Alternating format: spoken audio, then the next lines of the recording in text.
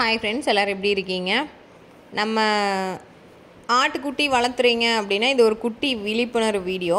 செம்மறியாடு வளர்த்துறீங்க, அதுவும் வந்து தீவனம் வந்து நம்ம ஹேண்ட் ஃபீடு கொடுத்து வளர்த்துறோம் அப்படின்னா, அதுவுமே வந்து நம்ம கம்பெனி தீவனம் அப்படின்னு போயிட்டால் பிரச்சனை இல்லை. நம்மளே வாங்கி பர்ச்சேஸ் பண்ணி அதெல்லாம் மிக்ஸ் பண்ணி கொடுக்குறோம் அப்படிங்கும்போது ஒரு எனக்கு நேர்ந்த அனுபவம், அது வந்து உங்களோட பகிர்ந்துக்கிறேன், அவ்வளோதான். இது உங்களுக்கு ஆல்ரெடி தெரிஞ்சிருந்துச்சுன்னா ரொம்ப சந்தோஷம். தெரியாதவங்களுக்கு இது ஒரு விழிப்புணர்வாக இருக்கும் அப்படிங்கிறக்காக இந்த குட்டி வீடியோ. நம்ம ஆட்டுக்குட்டிகளுக்கு இந்த தடவை வெறும் இந்த மக்காச்சோளம், பருத்திக்கொட்டை, புண்ணாக்கு இந்த மாதிரி நம்மளாக வாங்கி அதை வந்து மிக்ஸ் பண்ணி ரேஷியோ, ஒரு குட்டிங்களுக்கு இவ்வளோ ரேஷியோ அப்படின்னு சொல்லிட்டு தான் நம்ம போட்டிருக்கிறோம்.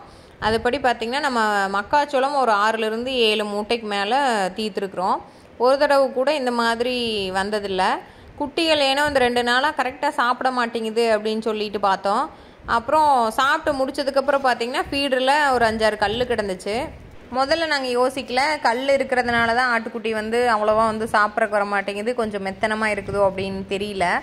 அதுக்கப்புறம் இப்போது 2 நாளாக தான் அப்படி இருக்குது. அப்படிங்கும்போது என்னத்தினால இருக்கும் அப்படின்னு சொல்லிட்டு அந்த கல் எங்கேருந்து வந்துச்சு அப்படின்னு பார்க்கும்போது தீவனத்தில் எல்லாத்தையும் பார்த்துட்டோம், எதுலேயும் கல் இல்லை.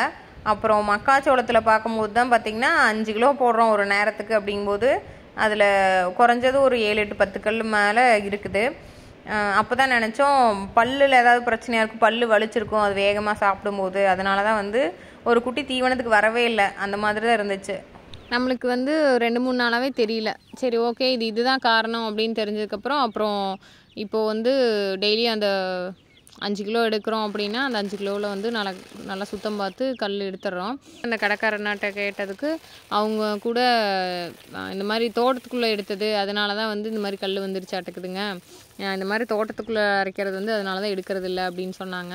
திருப்பி கொண்டு வந்து கொடுத்துருங்க அப்படின்னாங்க. நம்ம பரவாயில்ல, ஒரு மூட்டை தான் இருக்குதுங்க, அடுத்த தடவை பார்த்து எடுத்துக்கிறோம் அப்படின்னு சொல்லிட்டோம்.